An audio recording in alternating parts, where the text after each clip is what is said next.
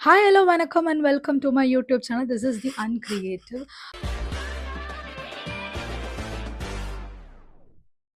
So இன்னைக்கு வந்து ஒரு புது மூவியோட தான் நான் வந்து இன்னைக்கு வந்திருக்கேன். அந்த மூவி என்னன்னு கேட்டிங்கன்னா, ஸ்டீஃபன். இந்த மூவி வந்து Netflixல வந்து அவைலபிளா இருக்கு. ஸோ இந்த மூவியோடைய மையக்கரு என்னன்னு கேட்டிங்கன்னா, it's a psycho thriller. Sorry, psychological இல்ல, சைக்கோ த்ரில்லர். ஸோ இந்த மூவியோட ஹீரோ வந்துட்டு ஒரு சைக்கோ. அவரு வந்து ஒரு 9 பொண்ணுங்கள வந்து குத்தி கொலை பண்ணிட்டு, அவரே போய் வந்து ஜெயில்ல வந்து சரண்டர் ஆயிடுறாரு. ஸோ எப்பவுமே வந்து சைக்கோ த்ரில்லர்னா வந்து எப்படி இருக்கும்? சாரி, போலீஸ் ஸ்டேஷன்ல. பொதுவா சைக்கோ த்ரில்லர்னா எப்படி இருக்கும்? அவர் வந்து இந்த மாரி ஒரு தொடர் கொலைகள் வந்து நடந்துட்டே இருக்கும். ஸோ அந்த கொலை பண்ணவன் யாருன்னு சொல்லிட்டு கண்டுபிடிப்பாங்க. ஹாலிவுட் மூவிஸும் சரி, இல்லன்னா தமிழ் மூவிஸும் சரி, மோஸ்ட்டா இப்படிதான் இருக்கும்.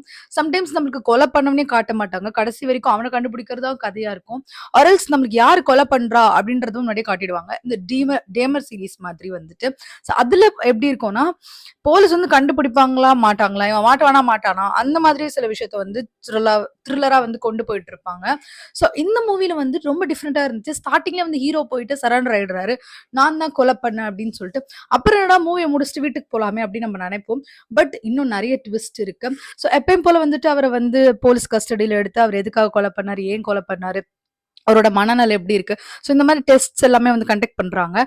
ஸோ அதுல வந்து அவர் அதிகமா பொய் பேசுறவரு அப்படின்னு சொல்லிட்டு தெரிய வருது.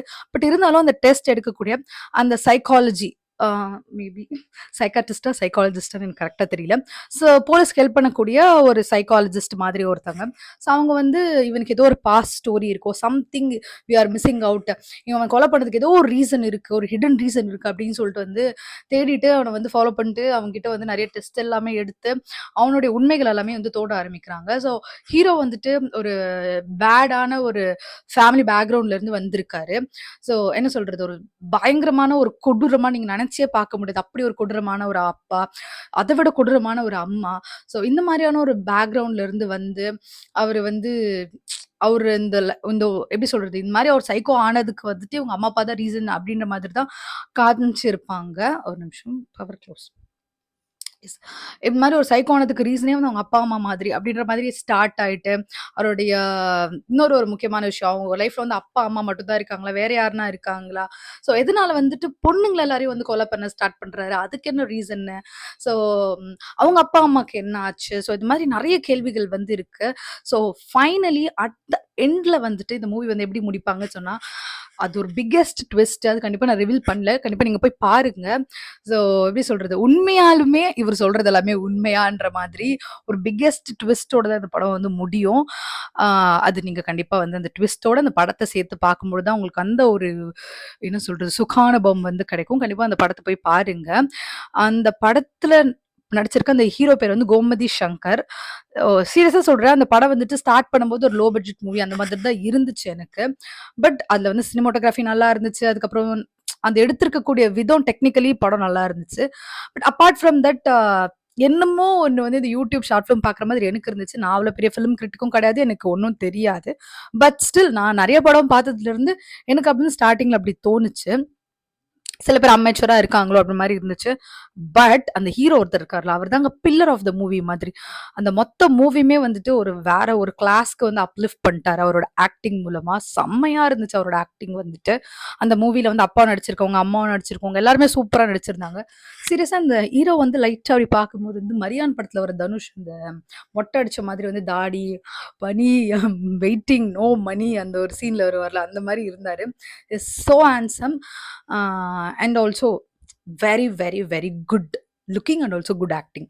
செம்மையா இருந்துச்சு அந்த ஸ்டெஃபன் மூவி வந்துட்டு. நெறைய இடத்துல வந்துட்டு உண்மையிலே சைக்கோவான்ற மாரி இருந்துச்சு. அண்ட் தென் அது கிளைமேக்ஸ் அந்த ஒரு பார்ட் இருக்குல்ல, அது நீங்க கண்டிப்பா பார்த்தே ஆகணும். ஸோ அதுல வந்து அவர் அவ்ளோ சூப்பரான ஒரு ஆக்டிங்க வந்து வெளிப்படுத்தியிருப்பாரு. உண்மையிலே இந்த மூவி அதர்வைஸ் இவர பதிலா வேற யாராச்சும் ஒரு இந்த மாதிரி என்ன சொல்றது? புதுமுகம் நடிச்சிருந்தாங்கன்னா, கண்டிப்பா இந்த மூவி காணாமலே போயிருக்கும். பட் இவ்ளோ தூரம் இந்த மூவி வந்து வெளிய வந்திருக்கு, இவ்ளோ வெளிய தெரிஞ்சிருக்குன்னு சொல்ல அஃப்கோர்ஸ் இந்த மூவியோட கதையே வந்து சூப்பரான ஒரு கதை. Applause to the director.